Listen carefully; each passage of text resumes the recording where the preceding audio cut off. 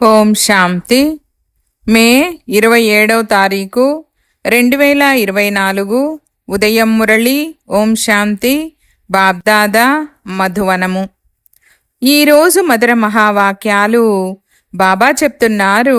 మధురమైన పిల్లలు, స్మృతిలో ఉండి భోజనము తయారు చేస్తే తినేవారి హృదయము శుద్ధమైపోతుంది. బ్రాహ్మణులైన మీ భోజనము చాలా శుద్ధంగా ఉండాలి. ప్రశ్న: సత్యయుగములో మృత్యువు ఎప్పుడు మీ గడప వద్దకు రాదు, ఎందుకు? జవాబు: ఎందుకంటే సంగమయుగములో పిల్లలైన మీరు తండ్రి ద్వారా జీవించి ఉండే మరణించడం నేర్చుకున్నారు. ఇప్పుడు ఎవరైతే జీవించి ఉండే మరణిస్తారో వారి గడప వద్దకు ఎప్పుడూ కాలుడు రాలేడు. మరణించడం నేర్చుకునేందుకు మీరు ఇక్కడకు వచ్చారు. సత్యయుగాన్ని అమరలోకమని అంటారు. అక్కడ మృత్యువు ఎవ్వరినీ కబళించదు. రావణరాజ్యము మృత్యులోకము. అందుకే ఇక్కడ అందరూ అకాల మృత్యువు పాలవుతూ ఉంటారు. ఓం శాంతి. మధురాతి మధురమైన పిల్లలు ప్రదర్శిని చూచి వస్తే బుద్ధిలో అంతా గుర్తుండాలి. మనము ఎలాంటి శూద్రులుగా ఉండేవారము, ఇప్పుడు బ్రాహ్మణులుగా అయ్యాము. మళ్ళీ దేవతలుగా, సూర్యవంశీయులు, చంద్రవంశీయులుగా అవుతామని బుద్ధిలో ఉండాలి. సత్యయుగము కలియుగముల మధ్యలో ఇప్పుడిది సంగమ యుగము. అందువలన సంగమయుగపు నమూనా మధ్యలో 15-20 మంది శ్వేత వస్త్రాలను ధరించిన వారిని తపస్సులో కూర్చోబెట్టాలి. ఎలాగైతే సూర్యవంశీయులను చూపిస్తారో అలా చంద్రవంశీయులను కూడా చూపించాల్సి ఉంటుంది. నమూనా ఎలా చూపించాలంటే దానిని చూచిన వారు ఈ సంగమయుగములో తపస్సు చేసిన వారే అలా అవుతారని అర్థం చేసుకోవాలి. యజ్ఞ ప్రారంభములో మీరు తపస్సు చేసే సాధారణ చిత్రాలు, భవిష్యత్తులో రాజ్య పదవి పొందుకున్న ఫోటోలు కూడా ఉన్నాయి. అదేవిధంగా ఈ నమూనాను కూడా తయారు చేయాలి. అప్పుడు వీరే వారవుతారని మీరు అర్థం చేయించవచ్చు. చాలా ఖచ్చితంగా చూపించాలి. బ్రహ్మకుమార కుమారీలైన మనము రాజయోగము నేర్చుకొని ఇలా అవుతాము. అందువలన సంగమయుగము కూడా తప్పకుండా చూపించవలసి ఉంటుంది. పిల్లలైన మీరు చూచి వస్తే రోజంతా ఆ జ్ఞానము బుద్ధిలో నిలిచిపోవాలి. అప్పుడే జ్ఞానసాగరుని పిల్లలైన మీరు మాస్టర్ జ్ఞానసాగరులని పిలువబడతారు. జ్ఞానమే బుద్ధిలో లేకుంటే మాస్టర్ జ్ఞానసాగరులని అనరు. రోజంతా బుద్ధి ఇందులోనే తగులుకొని ఉండాలి. అప్పుడు బంధనాలు కూడా తెగిపోతాయి. ఇప్పుడు మనము బ్రాహ్మణులము, తర్వాత దేవతలుగా అవుతాము. మంచి రీతిగా పురుషార్థం చేయకుంటే క్షత్రియ కులములోకి వెళ్తారు. వైకుంఠాన్ని కనీసము చూడను కూడా చూడలేరు. ముఖ్యమైనది వైకుంఠమే కదా. ప్రపంచములోని అద్భుతమని సత్యయుగమునే అంటారు. దాని కొరకే పురుషార్థము చెయ్యాలి. మీ 2 చిత్రాలు ఉండాలి. ఒకటేమో రంగుబట్టలు, నగలు మొదలైన వాటితో అలంకరింపబడి ఉండాలి. రెండవది తపస్సు చేసే చిత్రము. అప్పుడు వారికి వీరే సూక్ష్మవతనంలో కూర్చొని ఉన్నారని అర్థమవుతుంది. డ్రెస్ అయితే మార్పు చేసుకోవచ్చు, కానీ రూపురేఖలు మార్చుకోలేము. అదేమో అపవిత్ర ప్రవృత్తి మార్గము. ఇది పవిత్ర ప్రవృత్తి మార్గము. దీని ద్వారా ఇది స్థాపన చేస్తున్నారని అర్థమవుతుంది. వీరే మళ్ళీ ఆ విధంగా అవుతారు. శ్రమ చేసిన వారే పొందుతారు. బ్రాహ్మణులుగా అయ్యేవారైతే చాలామంది ఉన్నారు కదా. ఇప్పుడు మీరు చాలా కొద్ది మందే ఉన్నారు. రోజురోజుకు వృద్ధి చెందుతూ ఉంటారు. మొత్తం సృష్టి చక్రమంతా ఎలా తిరుగుతూ ఉందో బుద్ధిలో ఉంది. మనం ఇప్పుడు తపస్సు చేస్తున్నాము.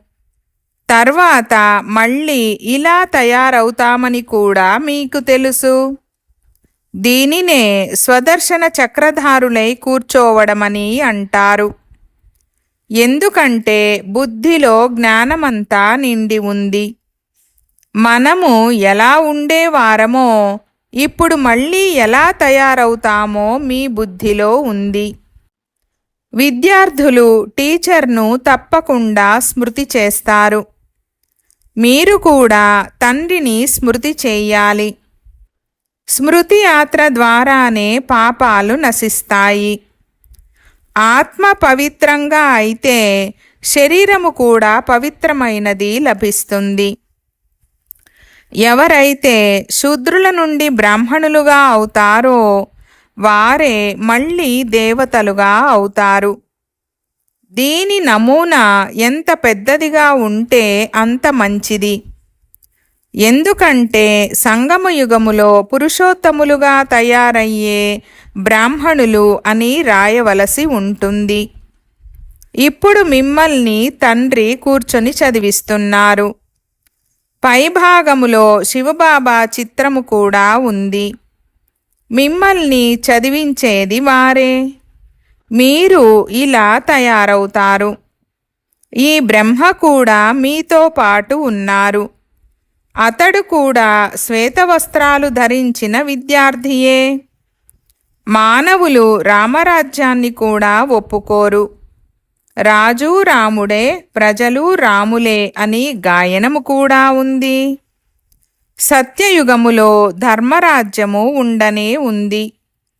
పోతే త్రేతాయుగములో క్షత్రియులను గ్లాని చేశారు. సూర్యవంశీయులను గ్లాని చెయ్యలేదు. కావున ఇది కూడా రాయవలసి వస్తుంది. రాజు రాముడే, ప్రజలు రాములే. ఇది ధర్మము వలన కలిగే ఉపకారము. త్రేతా కూడా సెమీ స్వర్గము. ఎందుకంటే 14 కళలు ఉంటాయి కదా. అక్కడ ఇటువంటి గ్లాని చేసే విషయాలు ఉండవు.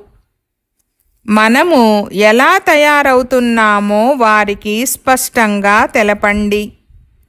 మేమే మా కొరకు స్వరాజ్య స్థాపన చేస్తున్నాము. విశ్వములో అందరూ కోరుకునే శాంతిపూర్వకమైన ఒకే స్వరాజ్యాన్ని స్థాపన చేస్తున్నామని వారికి తెలపాలి. ప్రదర్శనీలు మొదలైనవి చూసినప్పుడు బాబాకు ఆలోచనలు నడుస్తూ ఉంటాయి. పిల్లలైన మీరు ఇంటికి పోతూనే ఇవన్నీ మర్చిపోతారు. కానీ ఈ విషయాలన్నీ బుద్ధిలో గుర్తుండాలి.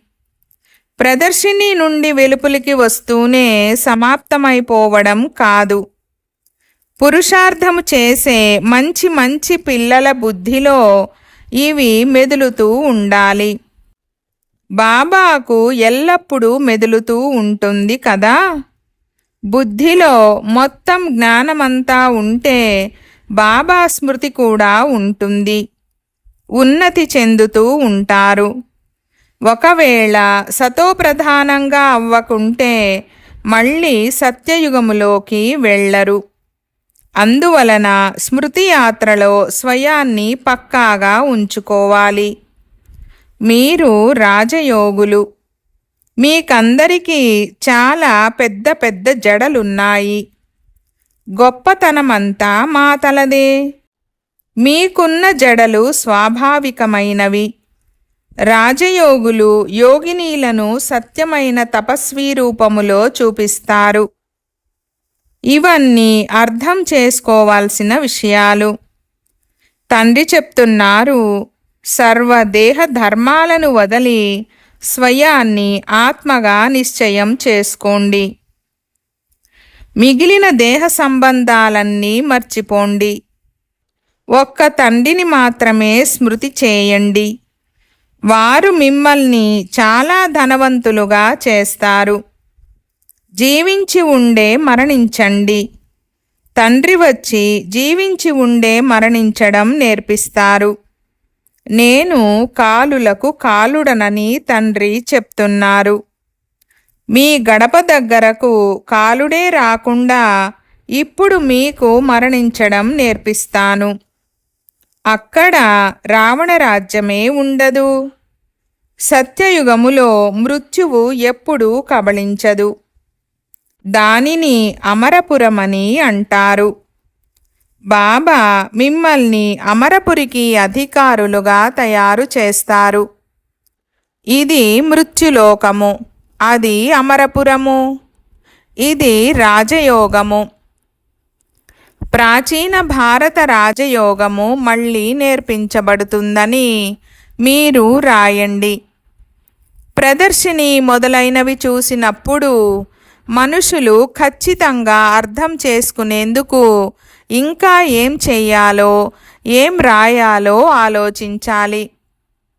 ప్రాక్టికల్గా చాలా బాగా అర్థం చేయించాలి. యథా రాజా రాణి తథా ప్రజ అన్నది ఇందులో రానే వస్తుంది. తండ్రి ఎంతో స్పష్టంగా అర్థం చేయిస్తున్నారు. స్వయాన్ని ఆత్మగా భావించి తండ్రిని స్మృతి చేయండి. దీనికే ఎక్కువ ప్రాముఖ్యము ఇవ్వాలి. విశ్వములో పవిత్రత, సుఖము, శాంతి ఎలా స్థాపనవుతూ ఉందో వచ్చి తెలుసుకోండని చెప్పండి. మీరు మీ కొరకే చేస్తున్నారు. ఎంత శ్రమ చేస్తారో అంత గొప్ప పదవి లభిస్తుంది. అది కూడా నెంబర్ వారుగా లభిస్తుంది. నెంబర్ వారుగా ఎలా అవుతారో కూడా చూపించండి. ప్రజలను కూడా చూపించండి. అందులో షావుకారు ప్రజలు, 2వ గ్రేడ్ ప్రజలు, 3వ గ్రేడ్ ప్రజలను కూడా చూపించండి. ఈ విధంగా చాలా బాగా అర్థం చేసుకునే విధంగా ఖచ్చితంగా తయారు చేయండి. కష్టపడవలసి ఉంటుంది. చాలా కొద్ది సమయమే మిగిలి ఉంది. ఈ జ్ఞానము మీ కొరకే ఉంది. మీరు ప్రదర్శనీలో ఎలా అర్థం చేయించాలంటే, తద్వారా మేము ఒక్క తండ్రినే స్మృతి చెయ్యాలి, అప్పుడే మేము ఈ విధంగా అవ్వగలమని మనుషులు అర్థం చేసుకోగలగాలి. లేకుంటే మళ్ళీ భక్తి మార్గంలోకి వచ్చేస్తారు. మీరు మహారథి పిల్లలు కనుక మీ బుద్ధి బాగా పనిచేస్తుంది. పురుషులు కూడా చాలా మంచివారున్నారు. నెంబర్ 1 జగదీష్. ఇతడు మ్యాగజైన్లను తయారు చేస్తాడు. బృజ్మోహన్కు కూడా రాయడంలో మంచి ఆసక్తి ఉంది. 3వ వారు కూడా ఎవరైనా వెలువడవచ్చు. రోజులు గడిచే కొలది ప్రతి విషయాన్ని మీరు స్పష్టం చేస్తూ ఉంటారు. తండ్రి జ్ఞానసాగరులు. ఆ పరమాత్మలో జ్ఞానమంతా నిండి ఉంది. తండ్రి వద్ద ఉన్న సరుకంతా, జ్ఞానమంతా డ్రామానుసారము లభిస్తూ ఉంటుంది. ఇది పిల్లల బుద్ధిలో నడుస్తూ ఉండాలి. భలే పని పాటలు చేసుకుంటున్నా, మీ చేతులతో భోజనము తయారు చేస్తున్నా బుద్ధి శివబాబా వద్ద ఉండాలి. బ్రహ్మ భోజనము కూడా పవిత్రంగా ఉండాలి. బ్రహ్మ భోజనము బ్రాహ్మణుల భోజనము. బ్రాహ్మణులు ఎంత యోగములో ఉండి భోజనము తయారు చేస్తారో అంతగా ఆ భోజనంలోకి శక్తి వస్తుంది. దేవతలు కూడా బ్రహ్మ భోజనాన్ని చాలా మహిమ చేస్తారని, దాని ద్వారా హృదయము శుద్ధమవుతుందని గాయనముంది. దాని ద్వారా హృదయము శుద్ధమవుతుంది. అందువలన బ్రాహ్మణులు కూడా అలాగే ఉండాలి. ఇప్పుడు ఆ విధంగా లేరు. ఇప్పుడు అలా తయారైతే మీ సంఖ్య చాలా వృద్ధి చెందుతుంది. అయితే డ్రామానుసారము చాలా నెమ్మదిగా వృద్ధి పొందవలసి ఉంది. మేము బాబా స్మృతిలో ఉండి భోజనము తయారు చేస్తామనే బ్రాహ్మణులు కూడా వెలువడతారు. బాబా ఛాలెంజ్ చేస్తారు కదా, యోగములో ఉంటూ భోజనము తయారు చేయు బ్రాహ్మణులుగా ఉండాలి. భోజనము పవిత్రంగా ఉండాలి. భోజనముపై చాలా ఆధారపడి ఉంది. పిల్లలకు వెలుపల లభించదు, అందుకే ఇక్కడకు వస్తారు. పిల్లలు భోజనము ద్వారా కూడా రిఫ్రెష్ అవుతారు. యోగము చేయువారు జ్ఞానులుగా కూడా ఉంటారు. అందువలన వారిని సేవ చేసేందుకు పంపిస్తారు. చాలామందైతే తర్వాత ఇక్కడ కూడా అటువంటి బ్రాహ్మణులను ఉంచుతారు. లేకుంటే యోగయుక్తంగా భోజనము తయారయ్యేందుకు మహారథులే ఉండవలసి వస్తుంది. మేము కూడా బ్రహ్మా భోజనము భుజించి దేవతలుగా తయారయ్యామని దేవతలు కూడా భావిస్తారు. అప్పుడు చాలా ఇష్టంతో మిమ్మల్ని కలుసుకునేందుకు మీ వద్దకు వస్తారు. మిమ్మల్ని ఎలా కలుస్తారో అది కూడా డ్రామాలో ఉంది. సూక్ష్మవతనంలో వారు వీరు కలుసుకుంటారు.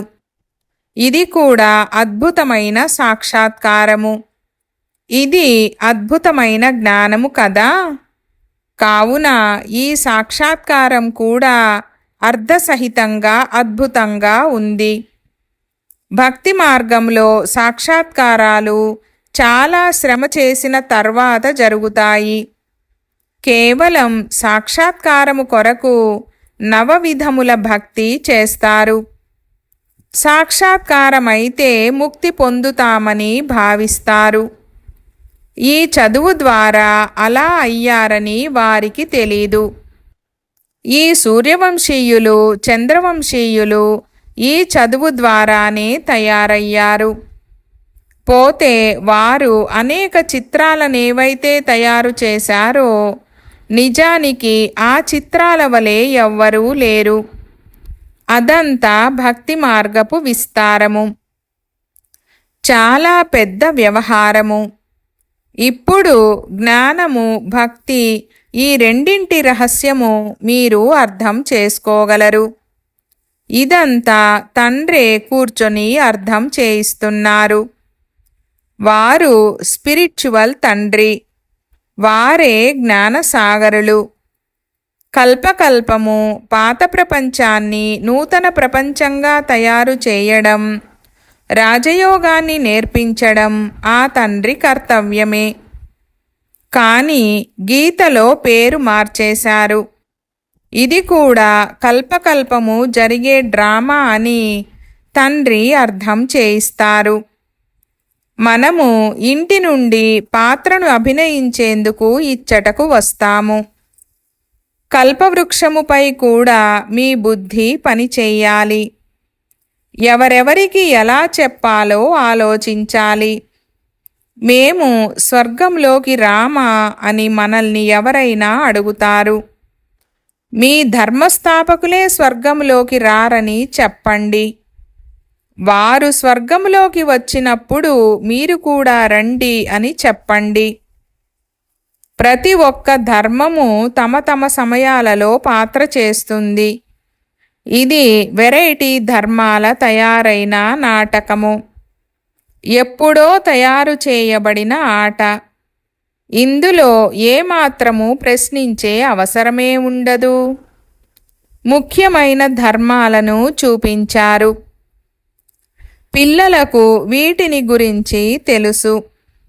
ఈ చిత్రాలు మొదలైనవి కూడా కొత్తవేమీ కాదు. కల్పకల్పము ఇదే విధంగా ఉన్నదున్నట్లు జరుగుతూ వస్తుంది. అనేక విధాలైన విఘ్నాలు కూడా ఏర్పడతాయి. కొట్లాటలు, దెబ్బలు మొదలైన వాటి ద్వారా కూడా విఘ్నాలు ఏర్పడతాయి కదా. ఎంతో యుక్తిగా పిల్లలకు అర్థం చేయించబడుతుంది. భగవానువాచ కామము మహాశత్రువని అందరికీ చెప్పండి. ఇప్పుడీ కలియుగ ప్రపంచము వినాశనం అవుతుంది. దేవతా ధర్మస్థాపన జరుగుతూ ఉంది. అందుకే తండ్రి చెప్తున్నారు, పిల్లలు మీరు పవిత్రంగా అవ్వండి, కామమును జయించండి. దీనిపైననే జగడాలు జరుగుతాయి. మీరు చాలా గొప్పవారికి అర్థం చేయిస్తారు. గవర్నర్ పేరు విని అందరూ వస్తారు. దాని కొరకు యుక్తులు రచించడం జరుగుతుంది. వచ్చే వారిలో కొంతమంది బాగా అర్థం చేసుకోవచ్చు. గొప్పవారి పేరు విని ఎంతోమంది వచ్చేస్తారు. ఎవరైనా గొప్పవారు కూడా రావచ్చు, వచ్చే అవకాశముంది. ఇది కష్టమైన పనే.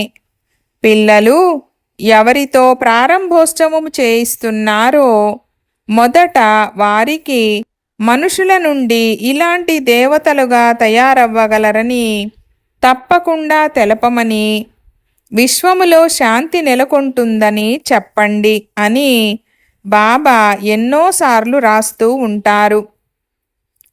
స్వర్గములోనే ఈ విశ్వములో సుఖశాంతులు ఉండేవి. ఇటువంటి విషయాలను ఇలా ఉపన్యసించండి. ఇవన్నీ వార్తాపత్రికలలో పడాలి. అప్పుడు మీ వద్దకు ఎంతమంది వస్తారంటే వారు మిమ్మల్ని నిద్ర కూడా పోనివ్వరు. నిద్రను కూడా త్యాగము చేయాల్సి వస్తుంది. సేవ ద్వారా, యోగము ద్వారా శక్తి కూడా వస్తుంది. ఎందుకంటే మీకు సంపాదన జరుగుతుంది. సంపాదన చేసుకునే వారికి ఎప్పుడు ఆవళింతలు రావు, ఎప్పుడు తూగరు. సంపాదన ద్వారా కడుపు నిండిపోతుంది, తర్వాత నిద్ర రాదు. ఇది రెగ్యులర్ అయిపోతుంది. మీరు కూడా చాలా గొప్ప సంపాదన చేస్తారు. దివాలా తీసేవారు ఆవళిస్తూ ఉంటారు. ఎవరు బాగా అర్థం చేసుకుంటారో, స్మృతిలో ఉంటారో వారికి ఆవళింతలు రావు. బంధుమిత్రులు మొదలైన వారు గుర్తు వస్తే ఆవళింతలు వస్తూ ఉంటాయి. ఇవన్నీ తెలుసుకునేందుకు గుర్తులు. స్వర్గములో మీకు ఆవళింతలు మొదలైనవి ఎప్పుడూ రానే రావు. తండ్రి వారసత్వాన్ని పొందుకుంటే అక్కడ నిద్రించడం, నిద్ర మేల్కోవడం, కూర్చోవడం అన్నీ నియమానుసారము జరుగుతాయి. చాలా ఖచ్చితంగా ఆత్మ లివర్ గడియారము వలె తయారవుతుంది. ఇప్పుడు సిలిండర్ గడియారము వలె ఉంది.